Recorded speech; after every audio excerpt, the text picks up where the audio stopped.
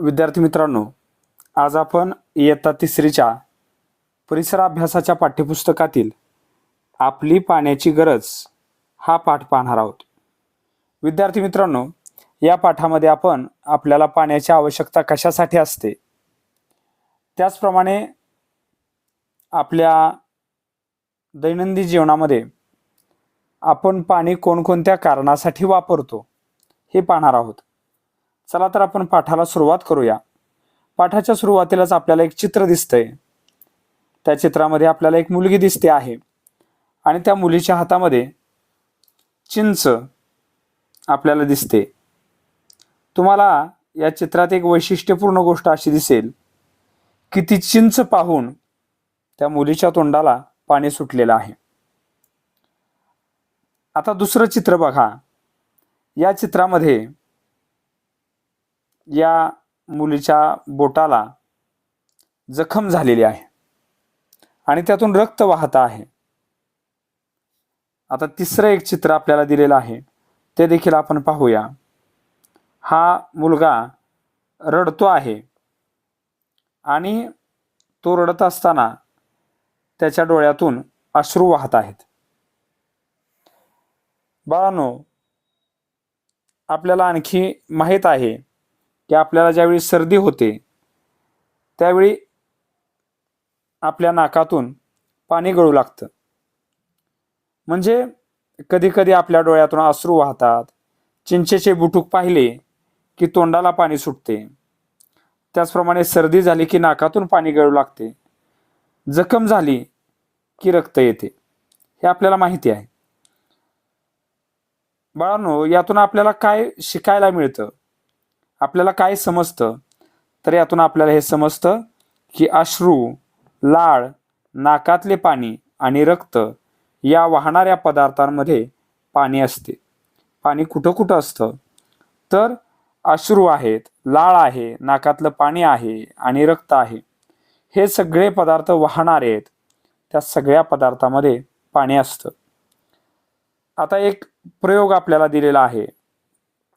तुम्ही हा जो प्रयोग आहे तो मोठ्यांच्या देखरेखीखाली करायचा आहे. घरातली मोठी माणसं जवळ असली पाहिजेत, त्यावेळी हा प्रयोग करा. एक काकडी घ्या आणि ती किसणीने तिचा किस तयार करून घ्या.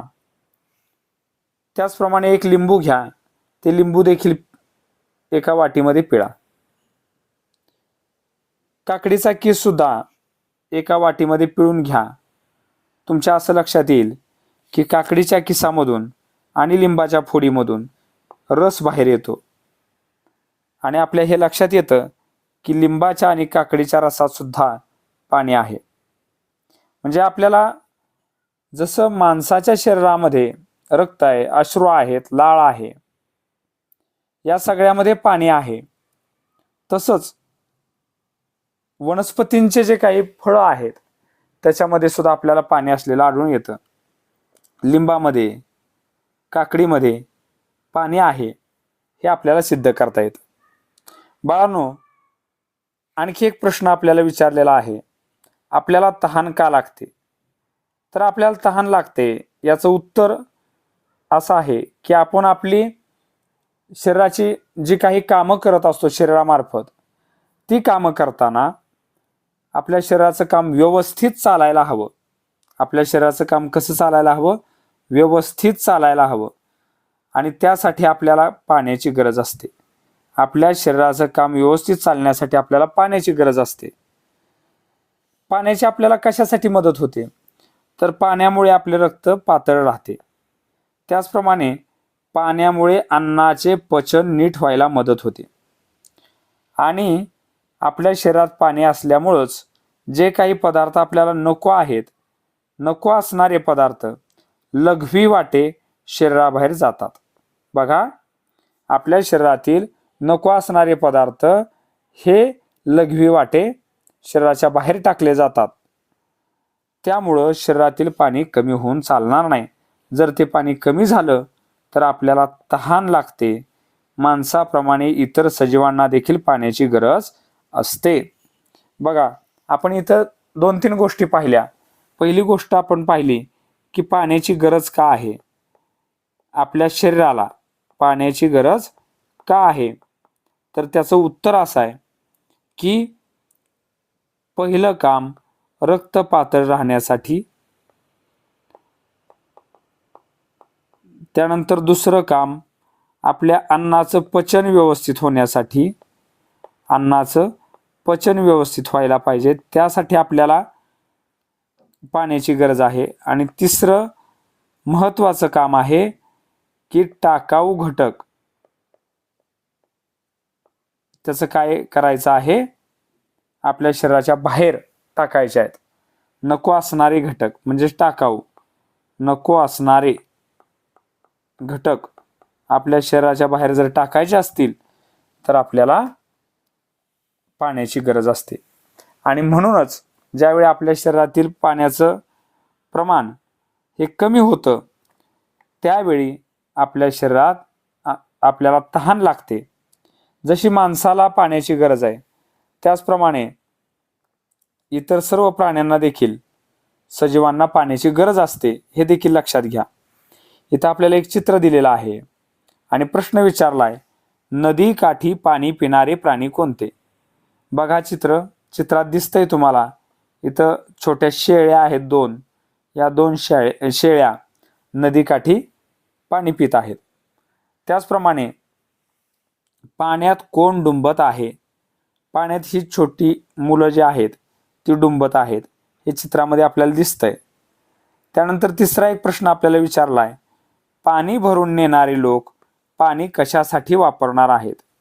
इथं जर आपण पाहिलं तर लोक हंड्यामधून, घागरीने, त्याचप्रमाणे कावड तयार करून काय करत आहेत, पाणी नेत आहेत. मग हे पाणी कशाला वापरतील, तर ते पाणी स्वयंपाकासाठी वापरतील, भांडी धुण्यासाठी वापरतील, झाडांना घालण्यासाठी वापरतील. अशा पद्धतीने पाण्याचे वेगवेगळे उपयोग हे लोक करतील. आता एक नवीन शब्द दिलेला आहे, तो शब्द आहे पाणवठा. पाणवठा म्हणजे काय, तर अनेक गावामध्ये तळ्यावर किंवा नदीकाठी गावातल्या गाई म्हशी शेळ्या पाणी पिण्यासाठी येतात. तर अनेक गावांमध्ये काय असतं की एका ठिकाणी गावातल्या गाई म्हशी शेळ्या एकत्र पाणी प्यायला येतात. पाणवाठ्याच्या जवळ गवत असतं, इतर झाडे झुडपे वाढलेली असतात, जनावरे पाण्यात डुंबत असतात, टिटवी, खंड्या, बगळे असे पक्षीही दिसतात. गावचे लोक पाणवठ्यावर कपडे धुतात, घरी वापरण्यासाठी पाणी भरून नेतात. बाळांनो, इथं जे चित्र तुम्हाला दिसतंय ते चित्र पाणवठ्याचं आहे. पाणवठा म्हणजे काय, तर तिथे वेगवेगळे प्राणी पाणी पिण्यासाठी येतात. त्याचप्रमाणे गावातले इतर लोक सुद्धा, काही लोक कपडे धुण्यासाठी येतात. तिथं पक्षी देखील असतात, झाडे झुडपे असतात, पाणवठ्यावरती झाडे झुडपे असतात, पक्षी असतात. पक्ष्यांची नावं आपल्याला दिलेली आहेत, खंड्या, त्याचप्रमाणे टिटवी, बगळे, हे पक्षी आपल्याला दिसून येतात. आता आपल्याला एक प्रश्न विचारलेला आहे, पाणवठ्यातील पाणी स्वच्छ राहावे यासाठी काळजी घ्यायची. काय कराल, तर पाणवठ्यातलं जर पाणी स्वच्छ राहायचं असेल तर पहिलं आपल्याला काम करावं लागेल, तर घाण, केर कचरा हा पाणवठ्यात टाकू नये. केर कचरा पाण्यात टाकू नये. त्याचप्रमाणे आपण एक गोष्ट केली पाहिजे. कोणती गोष्ट, तर कपडे धुवू नयेत. कपडे धुवू नयेत. त्याचप्रमाणे त्याची नियमित, पाणवठ्याची नियमित स्वच्छता केली पाहिजे. म्हणजे नेहमी स्वच्छता केली तरच पाणवठा स्वच्छ राहणार आहे. नेहमी काय करायचे आहे, पाणवठ्याची स्वच्छता करायची आहे. अशा पद्धतीनं आपण पाणवठ्यातलं जे पाणी आहे ते स्वच्छ राहावं यासाठी काळजी घेऊ शकतो. इथं आपल्याला चित्र दिलेलं आहे, माहीत आहे का तुम्हाला? यामध्ये आपल्याला सांगितलेलं आहे की लोक जे आहेत ते पाळीव प्राण्यांच्या पिण्याच्या पाण्याची सोय आठवणीनं करतात. लोक काय करतात, पाळीव जे प्राणी आहेत त्या पाळीव प्राण्यांच्या पिण्याच्या पाण्याची सोय आठवणीनं करतात. पण असे हजारो प्राणी आहेत, काही जंगली प्राणी आहेत, काही कीटक आहेत, या प्राण्यांच्या पिण्याच्या पाण्याची सोय केली जात नाही. मग हे प्राणी अगदी मुंगीपासून मधमाशी आहे, खेकडा आहे, विंचू आहे, हे सगळे जे प्राणी आहेत त्या सगळ्या प्राण्यांना पिण्याच्या पाण्याची गरज असते. त्याचप्रमाणे आपल्याला एक प्रश्न विचारलेला आहे, सांगा पाहू, जंगली प्राणी पाहण्यासाठी जंगलातील पाणवठ्यापाशी का जावे लागते? आपल्याला प्रश्न विचारलाय, तुम्हाला जर जंगली प्राणी पाहायचे असतील तर जंगलातील पाणवठ्यापाशी का जायला लागतं? याचं उत्तर सोपं आहे. जर जंगली प्राणी पाहायचे असतील तर पाणवठ्यापाशी जावे, कारण पाणवठ्यावरती सगळे प्राणी पाणी पिण्यासाठी येत असतात. आपल्याला माहिती आहे, प्रत्येक सजीवाला पाण्याची गरज आहे. प्रत्येक सजीव जो आहे तो पाण्यावर जगत असतो आणि त्यामुळंच पाण्याला जीवन असं म्हटलं जातं. पाण्याला काय म्हटलं जातं तर पाण्याला जीवन म्हटलं जातं. आणि मग हे प्राणी सगळे त्यांची तहान भागवण्यासाठी पाणवठ्यावर येतच असतात. इतर ठिकाणी जरी आपल्याला हे प्राणी दिसले नाहीत तर आपल्याला हमखास पाणवठ्यावर हे प्राणी दिसतात. त्यामुळं जंगली प्राणी पाहण्यासाठी जंगलातील पाणवठ्यापाशी जावे लागते. कारण जंगली प्राण्यांना देखील पाण्याची गरज असते. जंगली प्राण्यांना देखील पाण्याची गरज असते. तहान लागली की ते पाणवठ्यावर येतात, म्हणून त्यांना पाहण्यासाठी लोक पाणवठ्याजवळ जातात. जंगली प्राण्यांना पाण्याची गरज असते, तहान लागली की ते पाणवठ्याजवळ येतात, त्यामुळे जंगली प्राण्यांना पाहण्यासाठी लोक पाणवठ्यावर जातात. आता पाण्याचं महत्त्व हे सांगण्यासाठी आपल्याला काही चित्र दिलेली आहेत. म्हणजे पाणी कशासाठी आवश्यक आहे. आपल्याला माहिती आहे, पाणी पिण्यासाठी तर आवश्यक आहेच, आपली तहान भागवण्यासाठी पाण्याची गरज आहे. त्याचप्रमाणे आंघोळीसाठी म्हणजे स्वच्छतेसाठी आपल्याला पाणी गरजेचं आहे. त्यानंतर स्वयंपाक करण्यासाठी देखील आपल्याला पाण्याची गरज आहे. त्याचप्रमाणे कारखान्यामध्ये म्हणजे उद्योगांसाठी आपल्याला पाण्याची गरज असते. आणि सगळ्यात महत्त्वाचं म्हणजे शेतीसाठी आपल्याला पाण्याची गरज आहे. पाण्याची गरज आपल्याला कोणकोणत्या कारणासाठी आहे? पिण्यासाठी, स्वच्छतेसाठी, स्वयंपाकासाठी म्हणजेच अन्न तयार करण्यासाठी, त्याचप्रमाणे कारखान्यासाठी, उद्योगासाठी आणि शेतीसाठी आपल्याला पाण्याची गरज आहे. आपल्याला सांगता आलं पाहिजे. बाळांनो, आपल्याला एक प्रयोग दिलेला आहे की एकाच वनस्पतींची 2 रोपं समान असणारी घ्या आणि त्यांना 1 आणि 2 असे क्रमांक द्या. आणि काय करा तर जी 2 नंबरची कुंडी आहे, 2 क्रमांकाची कुंडी आहे, त्या कुंडीत 5 दिवस पाणीच घालू नका.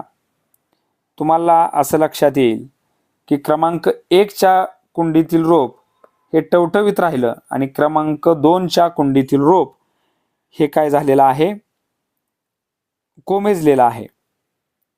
याच्यावरून आपल्याला काय समजतं तर याच्यावरून आपल्याला समजतं की वनस्पतींना जगण्यासाठी पाण्याची गरज असते.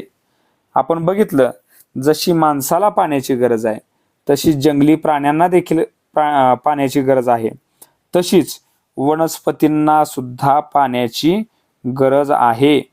जर पाणी नसेल तर वनस्पती सुद्धा जगू शकत नाहीत, हे आपण लक्षात घेतलं पाहिजे. त्यानंतर पुढं आपल्याला 2 चित्र दिलेले आहेत. इथं एक शेतकरी त्याच्या पिकाला पाणी घालतो आहे. इथं 2 मुलं आहेत, ते देखील कुंड्यामध्ये रोपांना पाणी घालत आहेत. जर पाणीच दिलं नाही तर ही रोपं जगणार नाहीत. म्हणजेच प्राण्यांप्रमाणे वनस्पतींना देखील पाण्याची गरज असते, हे लक्षात ठेवलं पाहिजे. त्यानंतर आपल्याला एक प्रश्न विचारला आहे, जरा डोके चालवा. जंगलात उगवणाऱ्या वनस्पतींना देखील पाण्याची गरज असते. आपण बघितलं वनस्पतींना पाण्याची गरज आहे, मग त्या जंगलात असू द्या, शेतात असू द्या, गावात असू द्या, कुठेही असू द्या. मग ह्या जंगलातल्या वनस्पतींना पाणी कुठून मिळत असेल?